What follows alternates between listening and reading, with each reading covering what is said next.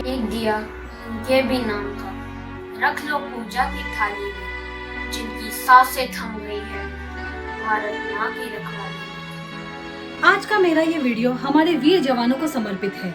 मैं आज आपके सामने इन वीर जवानों की बहादुरी भरी दास्तां लेकर आई हूँ। Welcome to my channel the drama queens. या तो तिरंगा लहरा के आऊंगा या तिरंगे में लिपटा चलाऊंगा, लेकिन वापस जरूर आऊंगा। ये कहना था हमारे Kargil hero late captain Vikram Batra का, जिन्हें 1999 के कारगिल वॉर में अपने एक्शंस के लिए परमवीर चक्र से नवाजा गया था। उनका जन्म 9 सितंबर 1974 को हिमाचल प्रदेश के पालनपुर शहर में हुआ था और 7 जुलाई 1999 के कारगिल इंडो पाकिस्तान वॉर में वह शहीद हो गए। मात्र 24 साल की उम्र में वह वीर गति को प्राप्त हो गए। 6 दिसंबर 1997 को विक्रम बत्रा 13 JAK राइफल के लेफ्टिनेंट बने। इस पोस्ट में रहते हुए उन्होंने बहादुरी के कई कारनामे किए, जिनमें से एक था पॉइंट 5140 को कैप्चर करना। इस पॉइंट को कैप्चर करने का काम लेफ्टिनेंट कर्नल योगेश कुमार जोशी को दिया गया। उन्होंने लेफ्टिनेंट संजीव सिंह जोशी और लेफ्टिनेंट विक्रम बत्रा के साथ में मिलकर इस काम को पूरा करने का प्लान किया। दोनों ही जानबाजों ने बड़ी ही बहादुरी से इस काम को अंजाम दिया। इस दौरान विक्रम बत्रा और उनके जवानों पर पाकिस्तानी घुसपैठियों ने मशीन गन से फायर कर दिया, पर विक्रम बत्रा बिल्कुल भी नहीं घबराए और उन्होंने ग्रेनेड फेंक कर दुश्मनों के मशीन गन पॉइंट को तबाह कर दिया। उन्होंने हैंड टू हैंड कॉम्बैट में 5 एनिमी सोल्जर को मार गिराया। इस वॉर पर वो भी काफी घायल हो गए। पॉइंट 5140 पर कैप्चर करने के बाद उन्होंने अपनी जीत का सिग्नल दिया। ये दिल मांगे मोड़। इस वॉर के बाद विक्रम बत्रा को लेफ्टिनेंट से कैप्टन बना दिया गया। उनकी बहादुरी के लिए उन्हें शेर शाह भी कहा जाता था।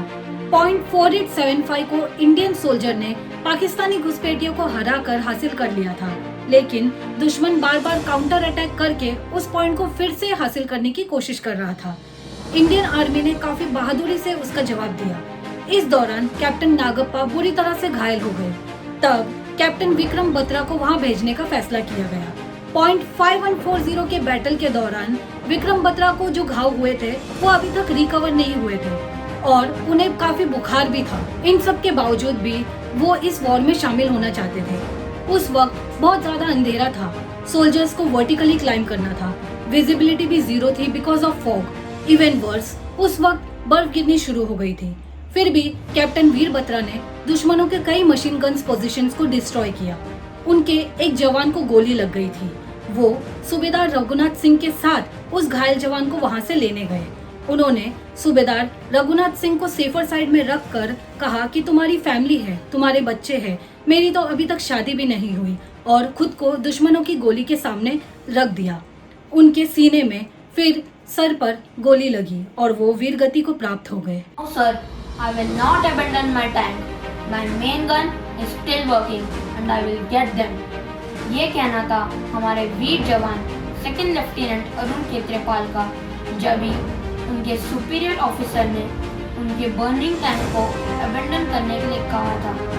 परमवीर चक्र से नवाजे सेकंड लेफ्टिनेंट अरुण खेत्रेपाल का जन्म 14 अक्टूबर 1950 को महाराष्ट्र के पुणे शहर में हुआ था और 16 दिसंबर 1971 को इंडो पाकिस्तान वॉर में वह शहीद हो गए। मात्र 21 साल की उम्र में वह वीर गति को प्राप्त हो गए। 3 जून 1971 को अरुण खेत्रपाल इंडियन आर्मी के 17 पूना हॉर्स में कमीशन हुए थे।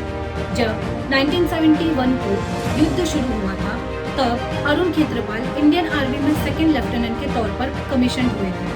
उस समय उनके रेजिमेंट को ऑर्डर दिया गया था कि वो शकरग्राह सेक्टर के पास बसंतर नदी के पास एक ब्रिज हेड एस्टेब्लिश करें।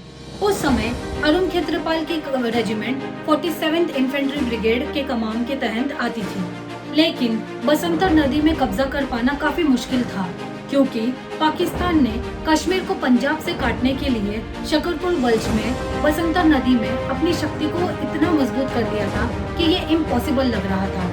भारतीय सेना ने बसंतर नदी को पार कर पाकिस्तान की सीमा में हमला बोल दिया था। 3 टैंक्स के साथ सेकंड लेफ्टिनेंट अरुण खेत्रपाल को सामने से आ रही 14 पाकिस्तानी पैटर्न टैंक को रोकने की जिम्मेदारी दी गई थी। बाकी के 2 टैंक के कमांडर घायल हो चुके थे। उस वक्त अरुण खेत्रपाल ने अकेले दुश्मन के 5 टैंक को मार गया है। एक शेल अरुण खेत्रपाल के टैंक को भी हिट कर चुका था और वो जख्मी हो गए थे। उनका टैंक भी काम नहीं कर रहा था। तब उनके कमांडर ने उन्हें वापस आने के लिए कहा, लेकिन अरुण खेत्रपाल ने ये कहकर मना कर दिया कि उनका टैंक का मशीन गन अभी भी काम कर रहा है और फिर उन्होंने ट्रांसमीटर को स्विच ऑफ कर दिया। इसके बाद उन्होंने पाकिस्तान के 2 और टैंक को डिस्ट्रॉय कर दिया। उनकी टैंक सेकेंड टाइम हिट हुई और वो शहीद हो गए। 2001 में अरुण खेत्रपाल के फादर ब्रिगेडियर ML खेत्रपाल ने अपनी जन्मभूमि सरगोदा में जाने का फैसला किया, जो अब पाकिस्तान में था। लाहौर एयरपोर्ट में पाकिस्तानी ब्रिगेडियर मोहम्मद नसीर ने खुद उन्हें रिसीव किया और उनकी बहुत खातिरदारी की। उन्होंने कहा कि आपका बेटा एक इंडियन नेशनल हीरो है। उस दिन मैं और आपका बेटा आमने सामने थे। हम दोनों ही अपनी मातृभूमि की रक्षा के लिए लड़ रहे थे। अरुण बहुत ही साहसी और निडर सोल्जर थे। मेरी किस्मत अच्छी थी कि मैं बच गया और अरुण मेरे हाथों मारा गया। इतनी कम उम्र में ऐसी बहादुरी के लिए मैं आपके बेटे को सैल्यूट करता हूँ। दोस्तों, हिंदुस्तान के हर जवान को हम सभी सैल्यूट करते हैं। आत्मा ही नहीं, दिल भी रोता है जब कोई जवान शहीद होता है। आज ये धरती आसमां भी बहुत रोया है। हमने आज देश के रक्षकों को खोया है। बड़ी बेचैनी है इस दिल में, न जाने कितनी माताओं ने अपने लाल को खोया है। शत शत नमन उन वीरों को। जय हिंद।